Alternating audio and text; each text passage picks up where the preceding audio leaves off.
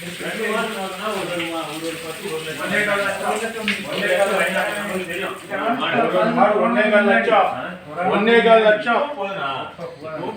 இந்த மாதிரி பிரீட்ல இந்த மாதிரி இதுல வந்து வயநாட்டுல 1 லட்சம். 1.5 லட்சம். 90 லாம் 1 லட்சம் 1.5 நிக்குது.